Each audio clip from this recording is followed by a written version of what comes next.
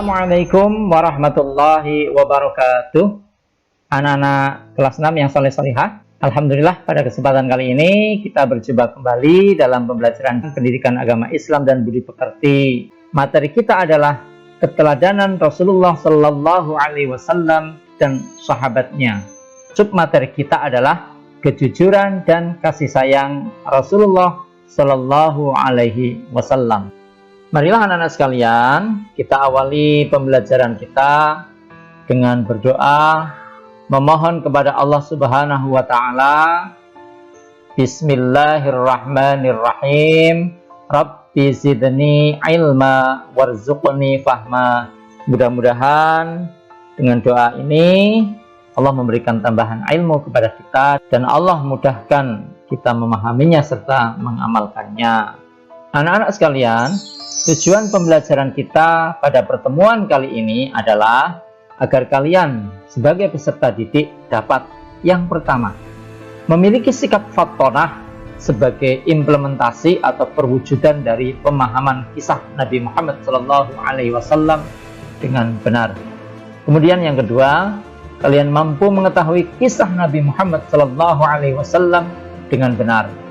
Dan yang ketiga, kalian mampu menceritakan kisah keteladanan Nabi Muhammad SAW dengan benar. Baik anak-anak, silahkan amatilah gambar berikut ini. Ini adalah contoh-contoh keteladanan yang perlu kita biasakan. Dalam gambar ini ada seorang ayah menasihati anak-anaknya. Anak-anak dalam berperilaku contohlah akhlak Rasulullah SAW. Kemudian ini anak-anak sekalian, akhlak yang harus kita biasakan ya. Sebelum berangkat sekolah ataupun sebelum kalian beranjak dari rumah, kalian harus pamit kepada orang tua. Kemudian gambar selanjutnya, ini dua orang sahabat, dua orang teman ya, ketika berjumpa, apa yang mereka ucapkan? Menanyakan kabar. Kemudian ini anak-anak sekalian, sebuah keluarga yang hendak menikmati makan, baik makan pagi, makan siang maupun malam bersama-sama. Ini ayahnya memimpin anaknya untuk berdoa terlebih dahulu. Kemudian anak-anak sekalian, kita mulai saja ya tentang kelahiran Nabi Muhammad SAW hingga diangkat menjadi Rasul Allah. Kita mulai dari kisah kelahiran Nabi Muhammad SAW. Anak-anak, Nabi Muhammad SAW lahir di kota Mekkah Al-Mukarramah. Tepatnya pada hari Senin, tanggal 12 Rabiul Awal tahun Gajah, bertepatan dengan tanggal 20 April tahun 571 Masehi. Mengapa disebut tahun Gajah? Karena pada saat itu bertepatan dengan sekelompok pasukan gajah yang dipimpin oleh Raja Abraha dari Yaman hendak menghancurkan Ka'bah. Perlu diketahui bahwa Rasulullah SAW itu lahir dalam keadaan yatim karena di usia kehamilan ibundanya yang ketiga bulan, ayahnya telah wafat. Ini nama ayah dan ibunya. Ayah beliau Nabi Muhammad adalah Abdullah bin Abdul Muttalib dan ibunya Aminah bin Wahab. Kemudian Rasulullah SAW selain beliau pada waktu bayi menyusu pada ibunya, Rasulullah juga disusukan oleh orang lain sebagaimana kebiasaan orang-orang Arab saat itu. Rasulullah SAW mempunyai ibu susu atau ibu susuan, yaitu yang pertama Suwaibah dan yang kedua adalah Halimah As-Sa'diyah. Pada usia 6 tahun, ibunda Rasulullah SAW itu wafat di desa Abawa. Jadi pada usia 6 tahun ini Rasulullah menjadi anak yatim piatu. Kemudian anak-anak sekalian, ini masa kanak-kanak dan remaja Nabi Muhammad SAW. Di usia 6-8 tahun, beliau diasuh kakeknya Abdul Muttalib. Pada usia 8 tahun, kakeknya Abdul Muttalib wafat dan sepeninggal kakeknya, Nabi Muhammad SAW diasuh oleh pamannya yang bernama Abu Thalib. Di usianya yang ke-12 tahun, Nabi Muhammad SAW diajak pamannya berdagang ke negeri Syam atau Syria saat ini namanya. Di usianya yang ke-15 tahun, Nabi Muhammad telah mengikuti perang Hijr, yaitu membantu pamannya Zubair menyiapkan peralatan perang. Beliau Nabi Muhammad SAW menjadi pribadi yang cerdas, tangkas, jujur, dan halus. Masa berikutnya adalah masa pemuda Nabi Muhammad SAW. Anak-anak, karena beliau belajar berdagang dari pamannya, kemudian saat beliau menjadi pemuda pun menjadi pedagang yang jujur dan penuh tanggung jawab. Beliau kemudian dipercaya oleh Khadijah binti Khuwailid untuk menjalankan usaha perdagangannya di Syam yang ditemani oleh Maisarah, pembantu setia Khadijah. Dalam waktu tidak lama, Nabi Muhammad SAW menjadi pedagang yang sukses berkat kejujuran dan kebaikannya. Pada usia yang ke-25 tahun, Nabi Muhammad SAW menikah dengan Khadijah radhiyallahu anha. Dari pernikahan itu, anak-anak sekalian, Nabi Muhammad SAW itu memiliki 6 anak. Yang pertama adalah Qasim, laki-laki. Yang kedua adalah Abdullah, namanya juga laki-laki. Semuanya meninggal pada saat kecil. Anak yang ketiga adalah Zainab. Anak yang keempat Ruqayyah. Sedangkan yang kelima adalah Ummu Kulsum. Yang keenam adalah Fatimah. Selanjutnya Nabi Muhammad SAW diangkat menjadi Rasul Allah dalam rangka menghindari kejahilian umat yang menyembah berhala dan kebobrokan moral mereka. Nabi Muhammad SAW sering mengasingkan diri akhirnya untuk memusatkan pikiran atau istilahnya tafakkur di Gua Hira, yaitu mencari petunjuk dari Yang Maha Kuasa.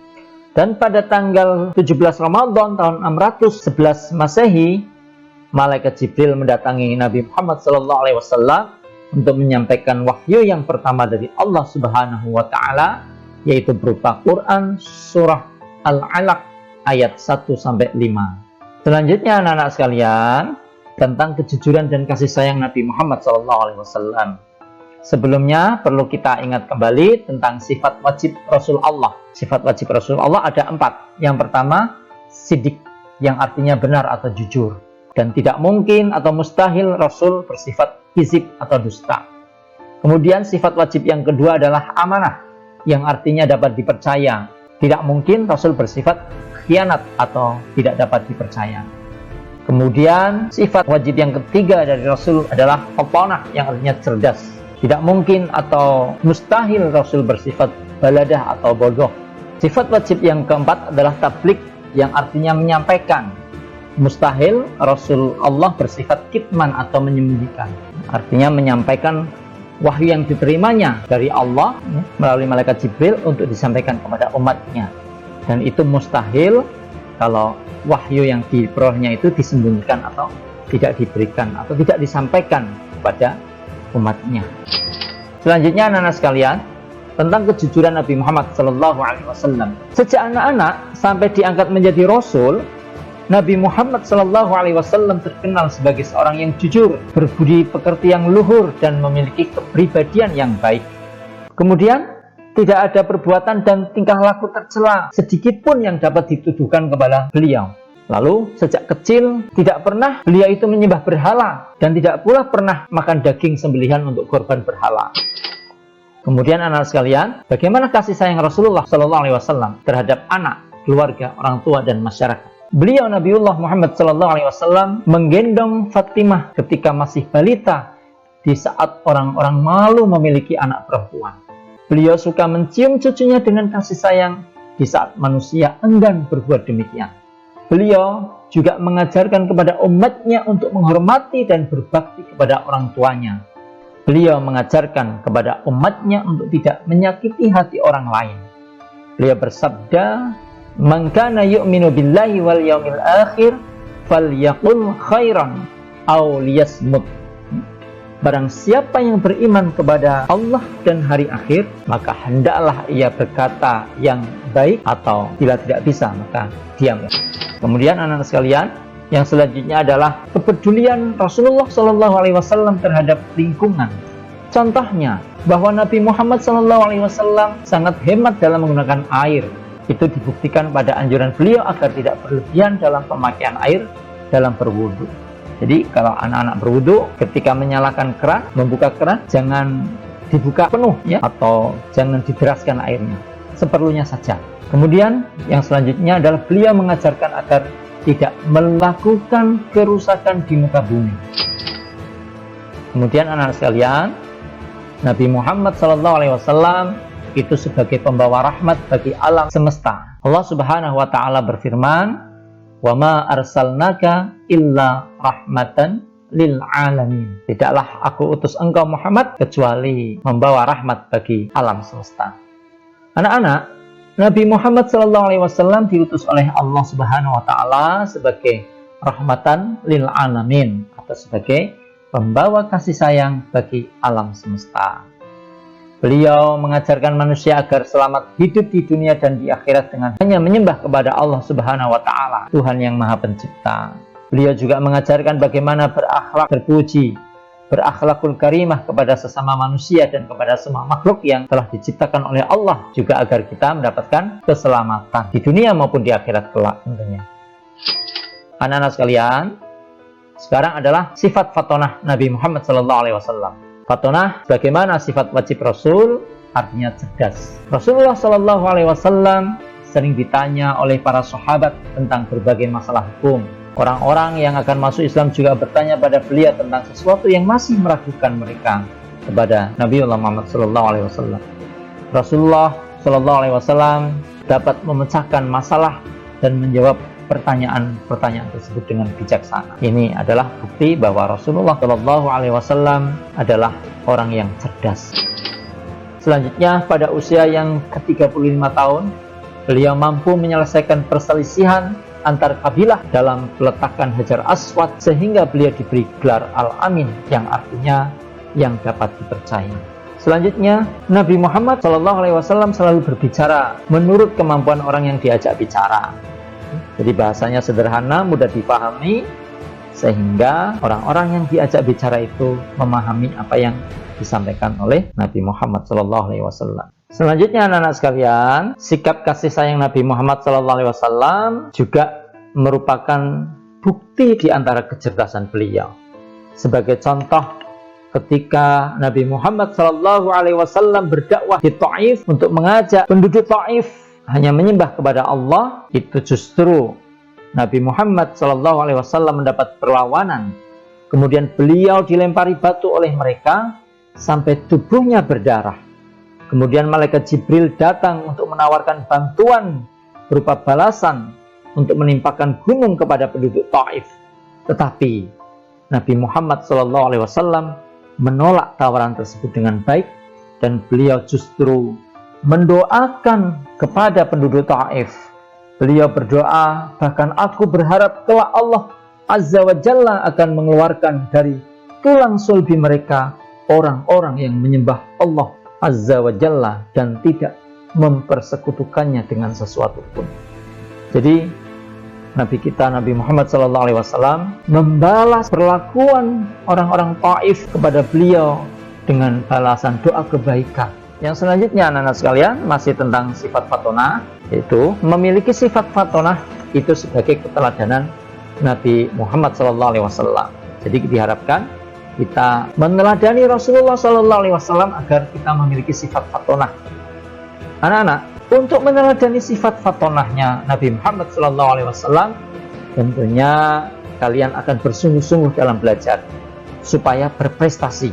Ingat bahwa seorang muslim itu dituntut untuk menjadi muslim yang cerdas, muslim yang kuat, muslim yang bersemangat dan tidak malas-malasan. Kelemahan seorang muslim itu menyebabkan keruntuhan agamanya, dan kemalasan pelajar adalah tanda kemerosotan ilmu yang dapat mengakibatkan lemahnya fondasi atau dasar agamanya. Demikian anak-anak sekalian, materi kita sudah usai. Untuk mengetahui sejauh mana kalian menguasai materi ini, maka jawablah soal-soal ini.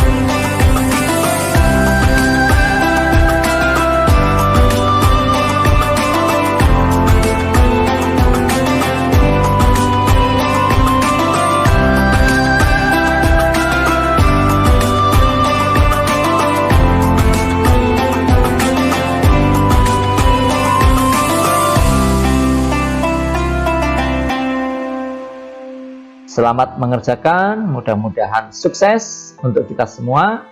Dan pesan Pak Guru, marilah kita teladani Nabi kita Nabi Muhammad SAW dalam kejujurannya, dalam budi pekertinya, kemudian dalam kecerdasannya. Demikian anak sekalian, materi kita sudah usai. Marilah kita tutup pembelajaran kita dengan membaca hamdalah bersama. Alhamdulillahi Rabbil Alamin. Dari Pak Guru cukup sekian, kurang lebihnya mohon dimaafkan. Billahi taufik wal hidayah. Wassalamualaikum warahmatullahi wabarakatuh.